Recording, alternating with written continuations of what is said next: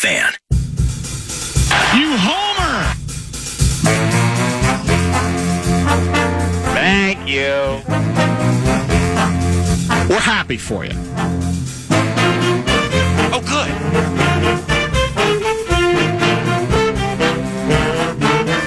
Nine to noon. Time for two more. You are one of the biggest suck-ups I know. Oh, my. Wasn't that good? Thank you, Minneapolis. Thank you, Wabasha. Thank you, Ely. Thank you, Mandan.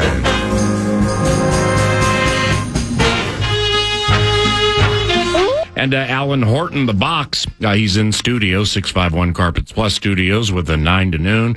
That Sinatra classic.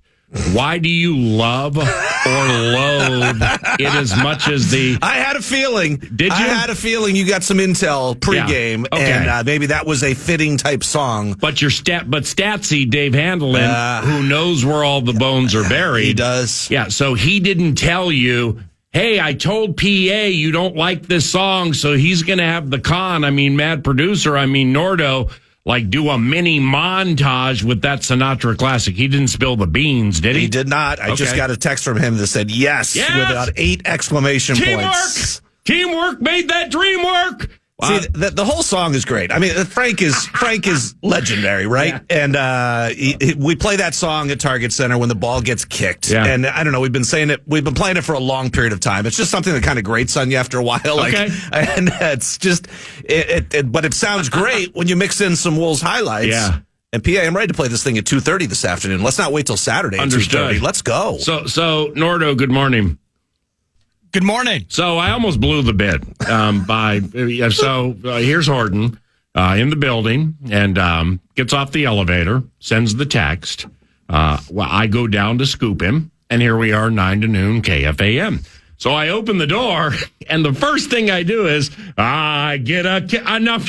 It was just playing on the overhead. Anyway, so what do you think of the series? And he looked at me and I don't think was the surprise ruined? No. Okay, good. No, absolutely not. I did not pick up on it. It's a little too early, so it's those things flew right over my head. Well, he texted me a couple of minutes before you reached out to him, and I missed that text because I was trying to time up the Rudy highlight to the second I get a kick out of you. Nice. So I was busy working, Alan. I'm sorry I missed your text. No, it's all good. A great montage, and man, like I said, it's 53 hours till tip. I'm ready to do it this afternoon. You got it down to the hours? Yeah, you got to plan your time. Box. Yeah. Box, you've done this 17 years.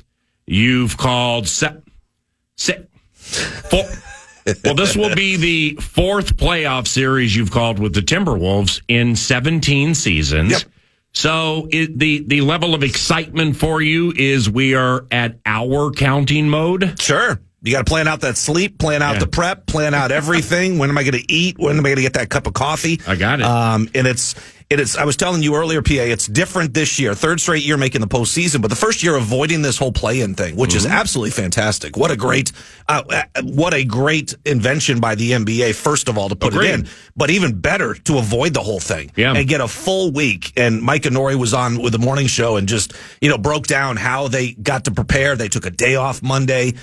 They had a light workout on Tuesday, a get what you need day, which can be weightlifting. It can be shots. It can be working on some stuff and some general philosophical things about how we're approaching the week, some keys we want to focus on. Then they got really into it yesterday with a 45-minute video session. Then they worked out for about an hour and a half going hard. And it occurred to me while I was sitting there over at Mayo Clinic Square, the Wolves haven't had a practice in a couple of weeks. I mean, you just don't get that opportunity during the course of a regular season. It's game after game after game with travel mixed in. And so this was kind of old school, almost back to training camp type, going at it hard. And you want to do that on Wednesday and kind of ease up as you get towards the game. But I love the way this week shapes up. And I think this is something that Chris Finch and his staff do really well, is preparing after some adversity. And there's been adversity against Phoenix in trying to prepare for this opponent, which I think is just a fascinating series. As do I. But there is no denying the way the three went this year. Yeah, and to my point, that's what Chris Finch and the staff will do. They're not. And you've talked to him. He told you on Tuesday. They're not afraid to admit that, hey, Phoenix is a really good team, and they've had the better players in this series. They have been the better team. Hold on. He's playing very, very, very fast right now. 52 hours, 57 minutes, Alan. Yes, Continue, please. Continue. It's it's like when you go through something like a couple of years ago in the loss to Memphis in the first round of the playoffs. It was game 3 at home. Wolves blew a big 20-point lead second half, and you had 2 days before game 4. Now, I would say that about 95% of those series would have been over across the league when you have that type of tough loss. But they watched the film. They spoke some truths. They pointed things out. You go through all the stages. You have to accept it. You have to move on before you can move on from it.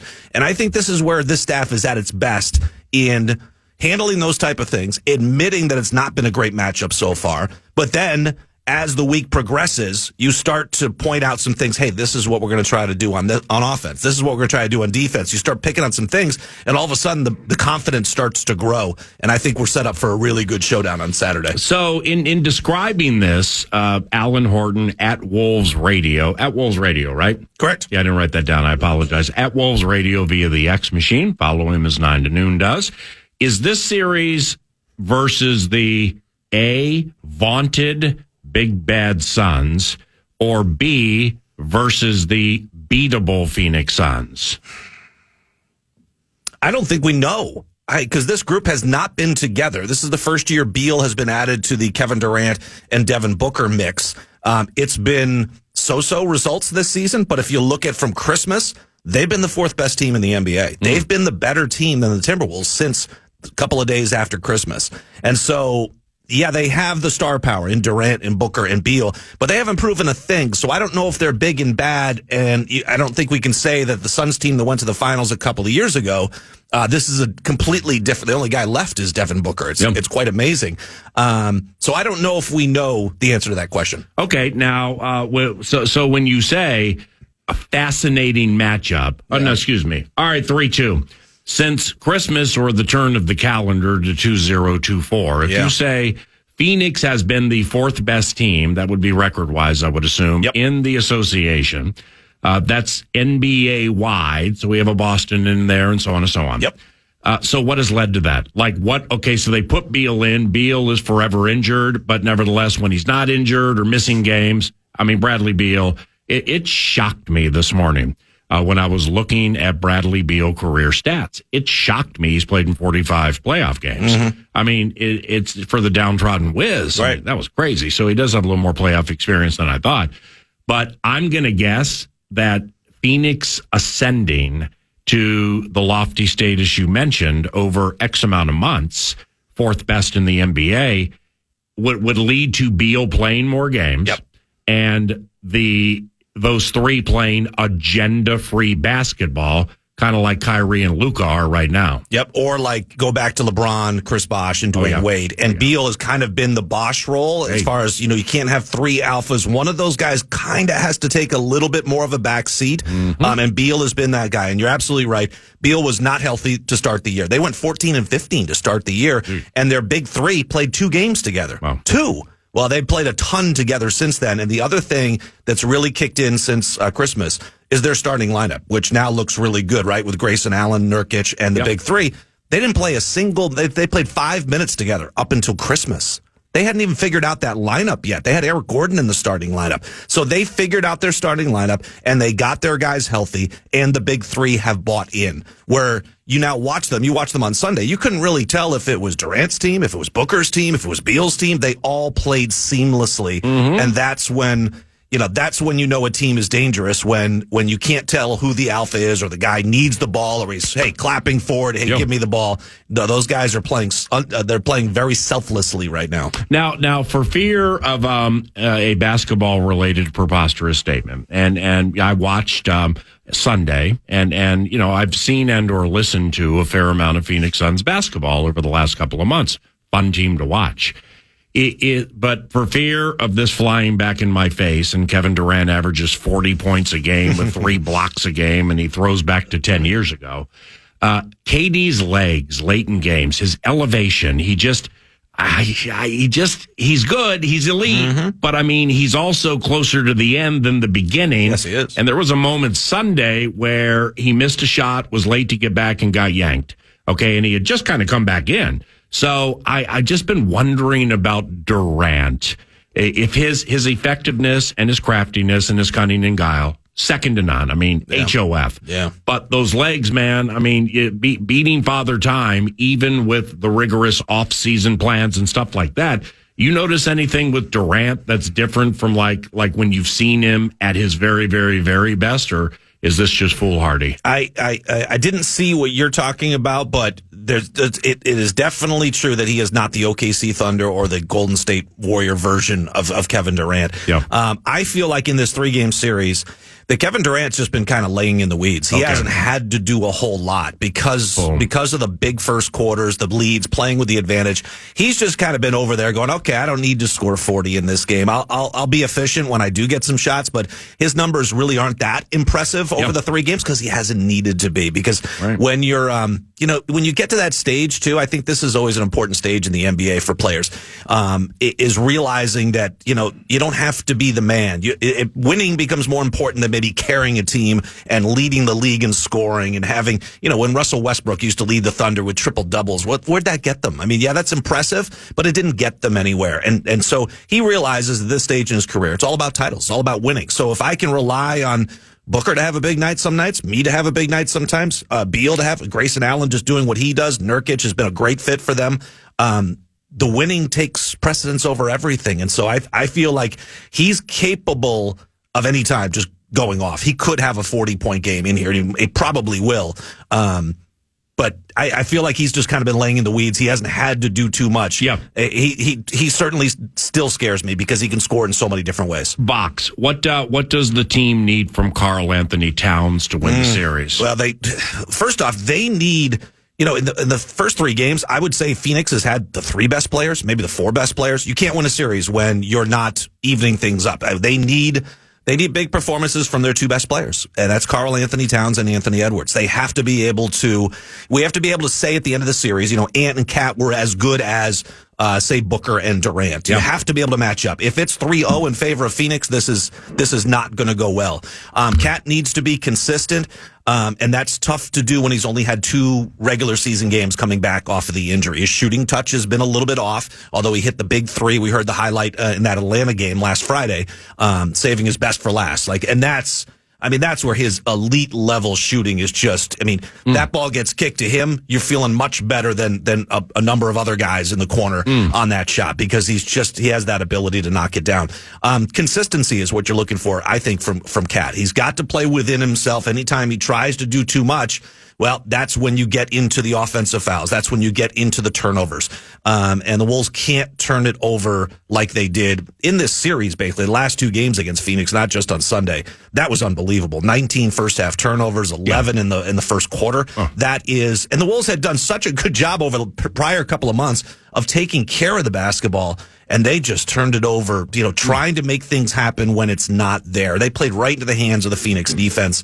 Too many of those turnovers were live ball too, where now you're, going back the other way. Even if it's not a fast break, it's a secondary break, and you're trying to match up, and you're not getting the matchups you want, and that leads to trouble. Phoenix is a cocksure bunch, but against the Wolves, and maybe I just remember it from being here last Sunday, a year and a half ago, November, Booker, technical foul. Y'all isolate too much. You don't share. We share. Team ball, whole thing. Yep, chirping over toward the Timberwolves bench and everything. But it's the first quarter Sunday. Yeah. It was a metaphor for life. Forget basketball. It was like, kids, if you're getting pounded or things are going against you, don't be the one that tries to get it back all on your own. Still share. And if that's not working, don't melt down or freak out or throw tantrums, which happened.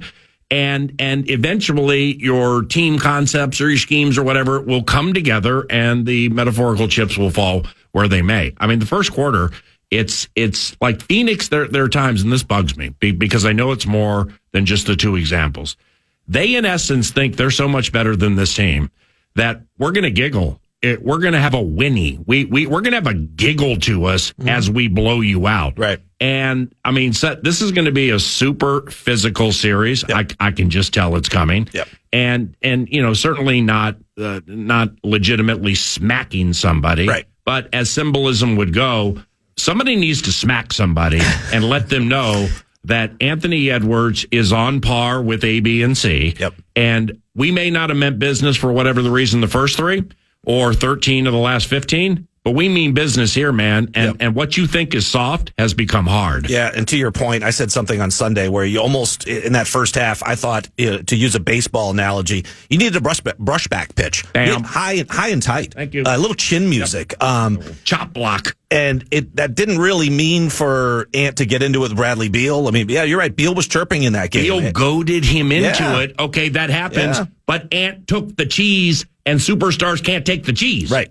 Especially when you're very close to, fortunately the regular season is over and that suspension after 16 technicals now I think resets in the postseason.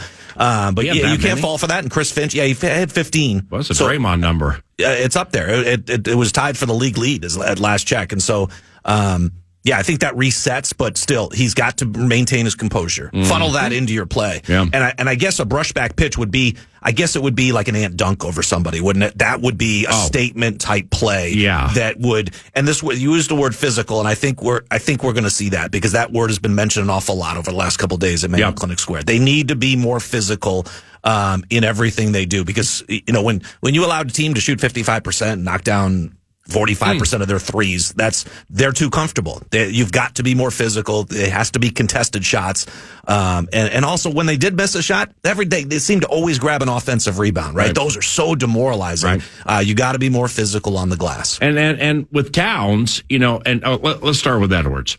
All right, I really liked what he said when he was interviewed the last couple of days about Karl Anthony Towns. And he's like, if we win, paraphrasing, he'll be the series MVP. Yep. Because the attention I'm getting, well, he's going to have an opportunity. That was beautiful because he put the ball in the metaphorical court of Karl Anthony Towns. Karl is gifted enough to come through if it's working. And I believe in that part of the whole equation. The against the Suns, when Gobert and Karl Anthony Towns are on the court, and say there's, foul or whatever, and you say something to somebody, well, the clump factor of getting back. I mean, Gobert and Cat, they're just, because of their size, they're just not fast. Yes. But they try and they hustle, and it's a lot better this year than it was last year.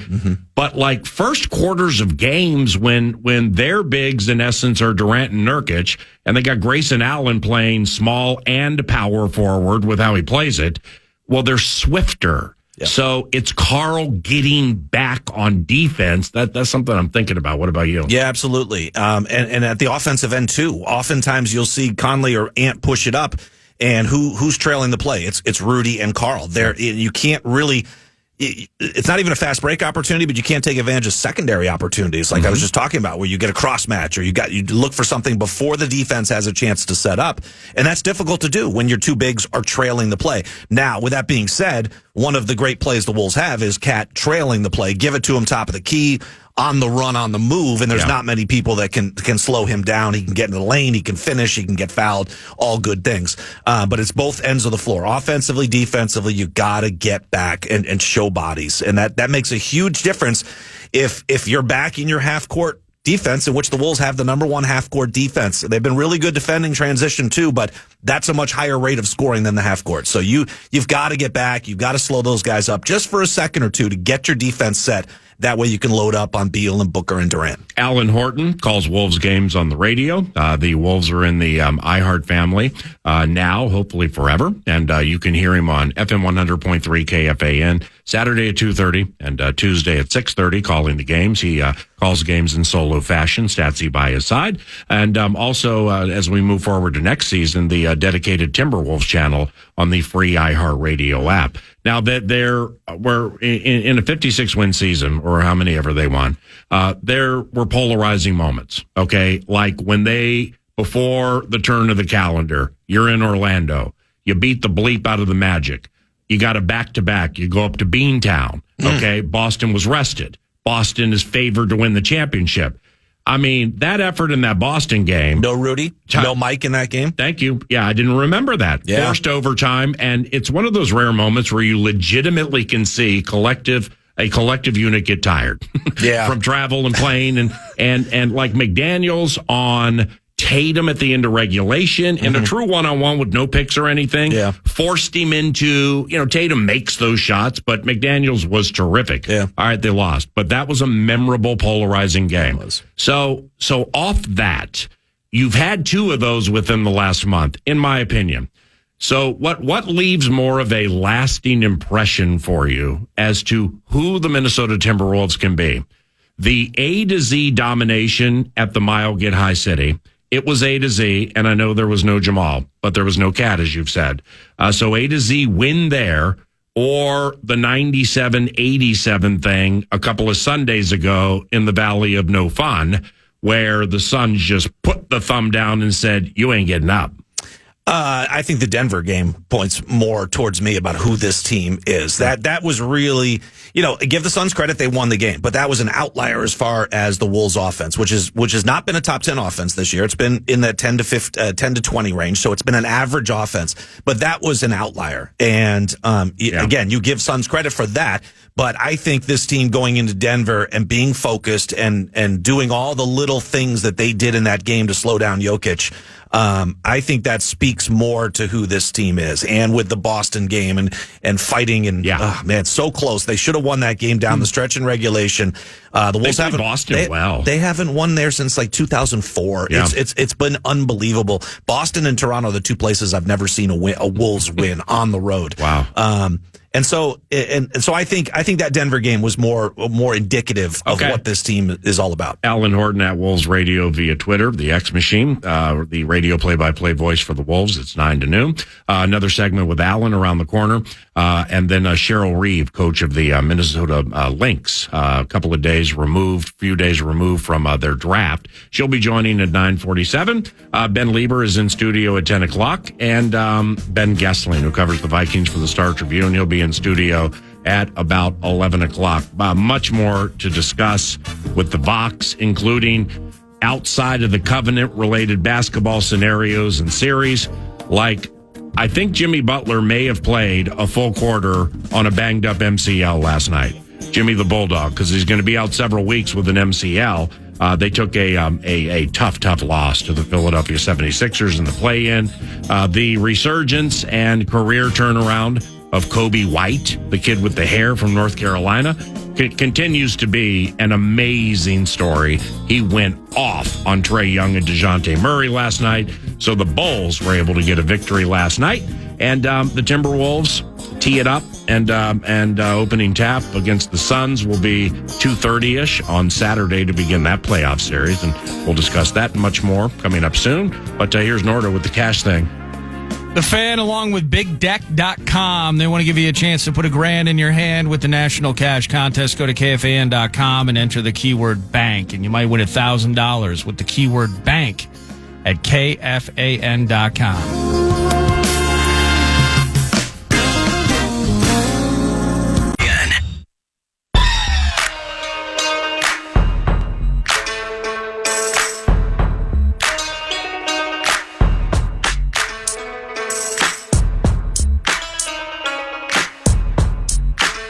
Talking about the Howl right now with Alan Horton in studio, but don't forget about talkbacks for tickets. Of course, the Miller Lite Vikings draft party a week from today at U.S. Bank Stadium. Each and every day, we've been doing talkbacks for tickets. And so send your talkbacks, use that microphone on the free iHeartRadio app. Give us Vikings draft opinions, whatever's on your mind as we get closer to first round frenzy on Thursday night. And one of you is going to get a pair of tickets to the draft party. All local KFAN draft coverage, courtesy of Pep's Draft House Pizza. Thank you so much, Peps. And thank you for listening to 9 to Noon and handing over those talkbacks. How key is Mike Conley in this series, given the anticipated attention Anthony Edwards should receive? Yeah, it's going to be big. I think the ball's going to be in Mike's hands a little bit more than maybe what we saw on Sunday. Mm-hmm. I think Mike's got to continue to be aggressive looking for his shot, because that opens things up when he's aggressive, and especially running a pick and roll. If they're going to drop Nurkic back to cut off the lob to Rudy Gobert, you have to be aggressive in looking for that floater shot. We haven't seen it a ton from Mike Conley this year, but it's a shot he's hit in his career, and he's got to be aggressive, whether it's hunting those threes or getting into the paint and looking for that floater shot. Alan Horton, play-by-play voice on the radio for the Minnesota Timberwolves, 2:30 Saturday, KFAN Wolves and the Phoenix Suns, and with 9 to noon this week, assuming they start Gobert, Towns, and McDaniels. I've Grayson Allen. Yeah. All right. Now, I mean, Grayson, scrappy as bleep, kicks players. I mean, everybody knows all of the intel with Grayson. Yep. He was very in and out with Milwaukee, minutes wise, performance wise. Correct me if I'm wrong here. He's really settled into an important role with Phoenix where he's empowered by superstars. Yep. It's a perfect spot for him, isn't it? I mean, you're not going to be one of the top 3 guys, but you're going to benefit like heck from playing with Beal and Booker and Durant. And not only does he lead the NBA in 3-point percentage, so he's elite there, but he's a scorer. He's not just a spot up 3-point shooter. We've seen it against the Wolves. He's had games where he's had 8 or 9 free throw attempts. He can get in the lane, hit runners, and create twos. He's just not going to spot up there. So while all the attention will always go to Durant, Beal, and Booker, that's going to benefit him. That you're going to be on probably the 4th best defender, right? Because you want to put your best defenders on Durant and the guys I mentioned. And so he is going to benefit, and there's a reason why they just locked him up to a 4-year extension just this past week at the end of the regular season. So he's got a great spot there, and if he can just get rid of that whole history that he's got, not only in college, but in the NBA. He's had a couple of, he's had the cheap shot on Alex Caruso. He's gotten into a DeMar DeRozan. There have been some incidents, but, and I always had that in the back of my mind when he's got it. It's like, oh boy, is he going to reach out and try to trip somebody? He's going to have a little shove, a cheap shot. But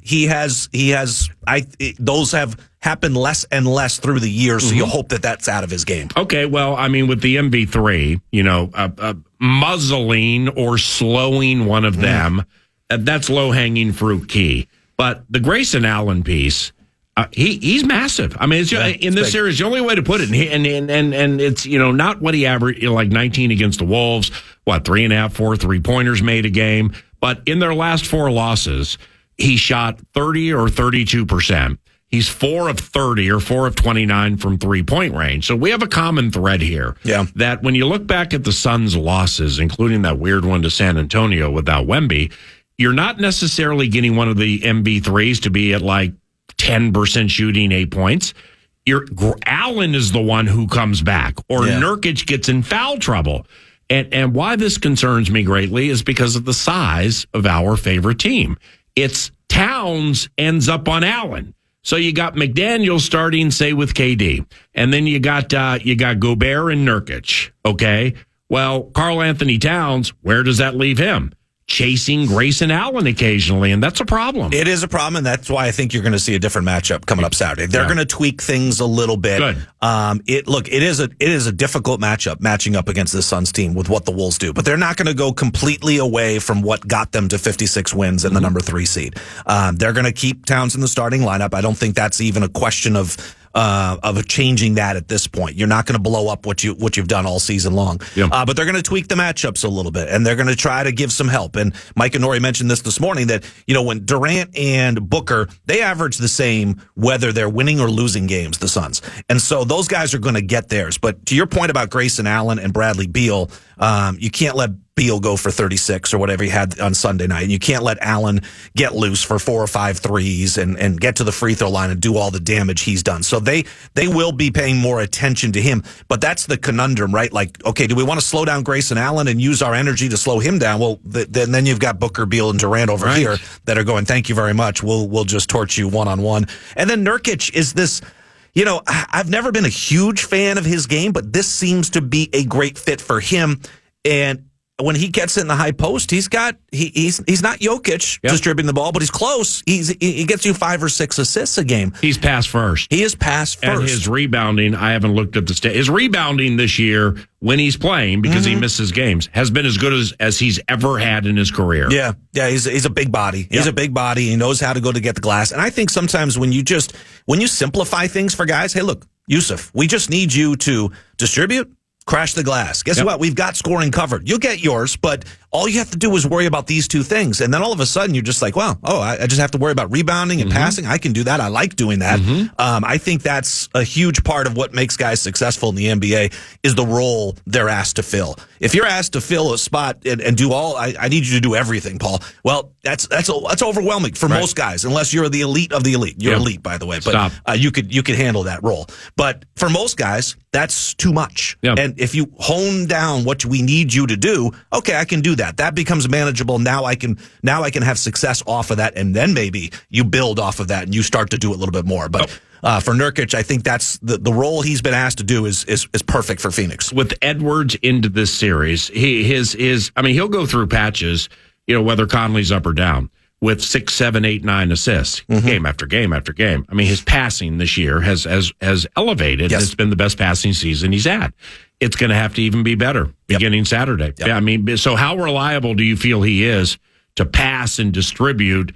Not if, when they swarm him with 2 or 3 guys. And you have to be not only willing to make that pass, but you've got to execute it at the right moment. Because if you wait too long, now you've got 6 arms all around you. And guess what? Those passes, they get deflected and turned over. And that's so you got to throw somebody open. So you have to throw somebody open. You have to do it at the right time. You have to be sure and decisive about it because you can't risk these turnovers. They've just been brutal. There was the second game against Phoenix. They had 19 turnovers the other night. I think the final number was 24 or 26. It was 26. A huge number.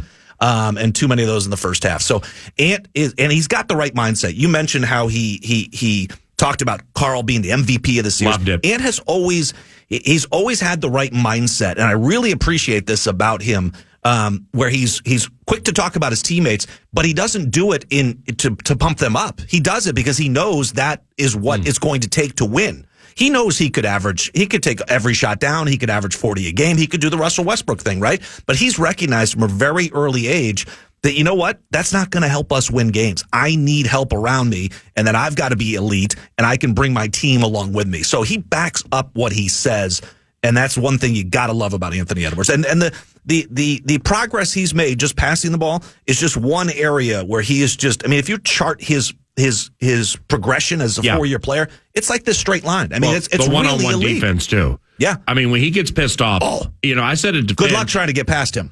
Right. And he cuts you off and bodies you up. Everybody. It doesn't matter if it's Durant, it's Jason Tatum. Pick the best star in the league. He's elite when he gets into it late in the game and you're trying to get past him. Forget about it. He moves those feet extremely well, and he's so strong. You can't muscle him out of the way. And one of the real underrated things with Edwards and Chris Finch and Finchy getting the team to the postseason 3 consecutive years and having a winning record 3 consecutive years is absolutely fantastic. He's a Coach of the Year candidate for sure. But this is so, I mean, you know it as well as anybody from nearly 2 decades in pro sports, me with football. It's so difficult for a coach to run the surrogate dad and boss role and run it to the hilt. So in other words, Dane Moore, Britt Robson, John Krasinski, somebody fires something to Finch and Chris is like, well, Anthony has to play more maturely. A ball got sticky, he has to play more maturely. Okay. And he said that at least once. So then media is going to run to Ant and say, here's what Chris said. That's the right thing to do. Yep. And Anthony will be like, well, he's right. We've talked about this. We've worked on it. Yep. And, he won't say like, well, maturely is the word he used. Progression could be another one. But Anthony is accepting of it, and he's vulnerable that way. Yep. And Chris pushes the envelope with the superstar, and I just love that. Yep, you got to have that respect between player and coach, and they've got that line. They just love each other, you can tell. Because in your example, what happens in professional sports is that the player then hears about that comment, and if they're not on the same page, it's like, well, I feel like I've been pretty mature. I don't know what he's talking about, or it goes down this road, and that fractures things. Yeah. And then that doesn't lead to winning because it only deteriorates from there. Yeah. And that's where Chris Finch has got this relationship with his players. They know that he has their best interests at heart. He's going to make them better players. And he can be their friend, but also, at practice yesterday, he stopped practice a number of times. Yeah. Not afraid when something's not right. This is how we have to do it. And he's got that. He's got a great relationship with Ant, with Cat, all his players, and that's elite. That's not easy to do. You hit it on the head right there. Lastly, for Alan Horton at Wolves Radio via Twitter, and we'll hear him Saturday at 2:30, call the Wolves and Suns. Game 1 of the NBA playoffs for the Howl. As mentioned earlier, he's called Timberwolves games for 17 years. 13 of them have ended with losing records. And he's into his a fourth playoff series from a play-by-play standpoint with the Timberwolves. What really excites you about this opportunity? I think being at home and being the higher seed, this is only the third series the Wolves have had where they're, actually this will be their fourth series where they've been, 03-04 is the only other time they've been the higher seed. And so to start at home, I think is really exciting and it's rare for this team. Going in 18, you were the 8th seed against number 1 Houston and James Harden. They put up a 50-point quarter in one of those games. It was just, the Wolves had a chance in game 1 to steal it, and if you don't take advantage of that, you're done. The Wolves were done. Capella was still with the Rockets then, right? Capella was still there, yep. Eric Gordon was still there. Right. Harden, I'm not sure. Gosh, if Paul was... maybe Ariza still hanging on at that point. And then the last couple of years, you're coming off these play-in... The week off here has just been enlightening. It's. I'm like, why are we not playing? Like, because last year you played on a Sunday, you had that New Orleans loss, and then you're on a plane the next day, flying all day Monday, then you play Tuesday, then you fly home, then you're facing OKC, then you're flying to Denver and you get slaughtered in game 1. It's a long week. Now, the prior year against Memphis, the Wolves only played one play-in game and won it, and that did give you some run-up, and I think it's a big reason why they took game 1 in Memphis. But having this week to prepare and being at home is just—it's a luxury, and I'm addicted to top 6. Like let's avoid the play-in from now on. As fun as it is, and for great theater and drama and TV that it is, let's avoid that thing because I think this gives the Wolves a much better chance. There certainly are worse addictions to have. So. As in, I'm Alan Horton at Wolves Radio. Can't wait to listen this weekend. Thank you very much for the time. And we're going to be tapping on you next week. Absolutely. Let's do it, Paul. It's always a pleasure. Appreciate you. Norda, what's the countdown now? We have close to 52 hours away from tip. Yeah, 52 hours, 17 minutes, something in that area. Beautiful. We got a, quote, kick, end quote, out of those segments. Thank you, Alan Horton. Thank you. Cheryl Reeve, coach of the Minnesota Lynx, will join 9 to noon next.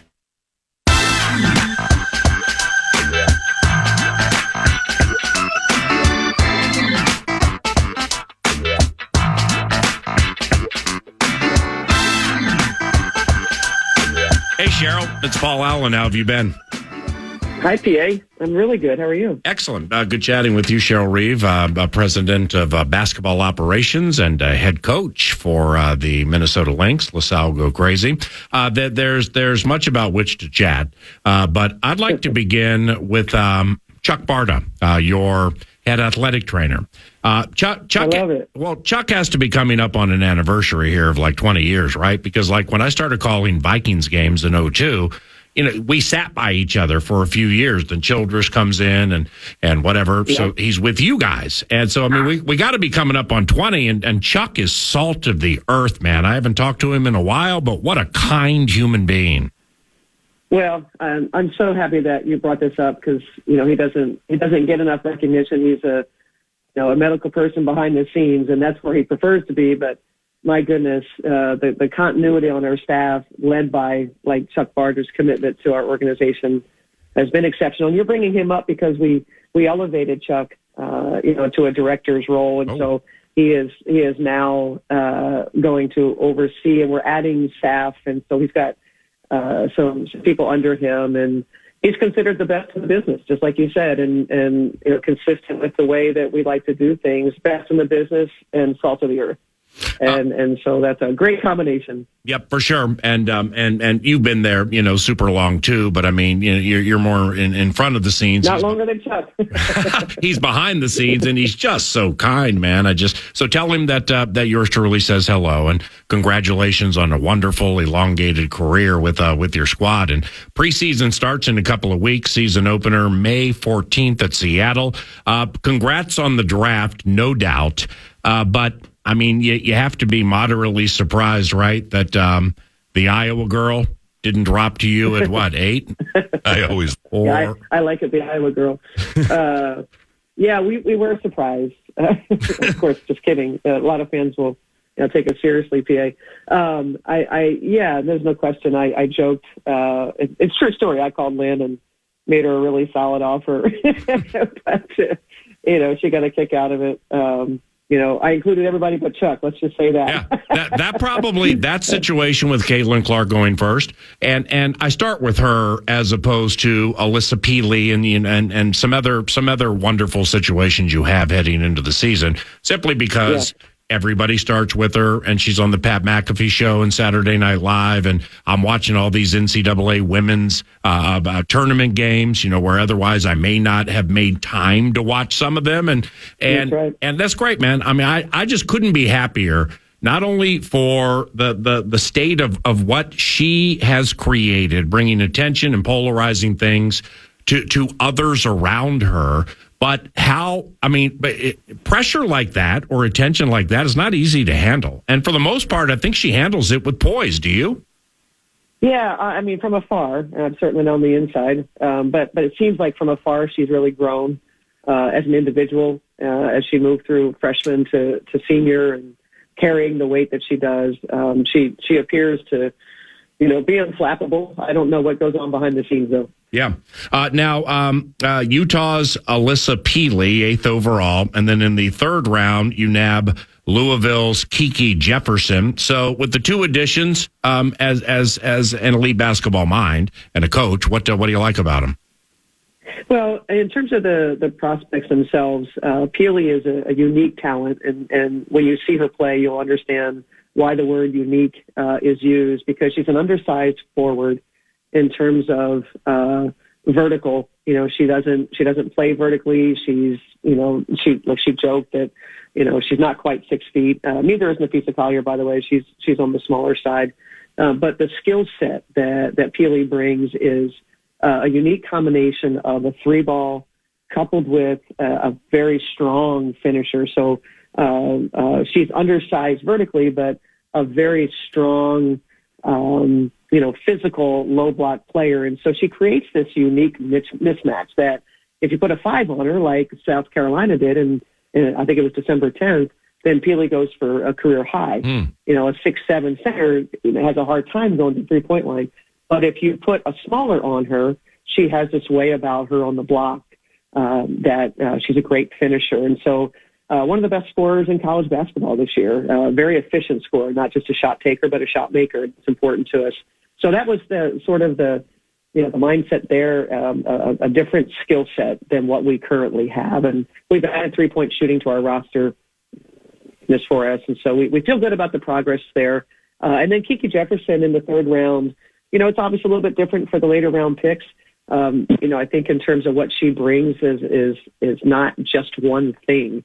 And I think when you're trying to make a team as a reserve player, your ability to do more than one thing is valuable. And so she can score the ball if you ask her to do that. She's a defender, rebounder. She passes the ball. So just, those things that we sort of covet in our role players. And so I think a solid draft for us. I think, if we look at the draft, we're not just looking at those two players. We did make a trade the morning before the draft that gave us another young post player for development purposes, Sika Kone, who's a Malian player that was drafted by New York in last year's draft. So just consistent with our building a foundation of young players that we're developing, and then a couple extra draft picks in 25 and a right to swap in the first and 26. So that's how we evaluate the entire draft, not just those two players. Hey, Cheryl, with college basketball and the transfer portal and let's go back to the COVID year too of 2020. Is that impacting like the WNBA draft, where maybe older ladies are coming in, or the transfer portal is changing the way people play and stuff like that? If in any way has any of that impacted the last couple of years of what you do? Yes, in terms of the uncertainty of each draft, where you go, you're not sure if they're coming in. It's really been ironic because I think the narrative was college players are staying in college because the NIL is greater than what they're going to experience in the WNBA financially. Right. And what we've seen in the last 2 years is Aaliyah Boston was highly sought after. The collective in South Carolina brought forth a very strong offer to keep her, and she chose her rookie contract and her NIL coming with her to the WNBA. As we know, Caitlin Clark, well documented. Financially, she's doing quite well. The youngster is doing quite well, and chose the WNBA. And so, I think the colleges are seeing older play, right? So I think there's them because of the transfer portal. So I think the colleges are impacted. We're still in our space of a 22-year-old mostly. There'll be some outliers, but I don't think that that's impacted kind of what we're seeing in terms of the age of prospects coming in.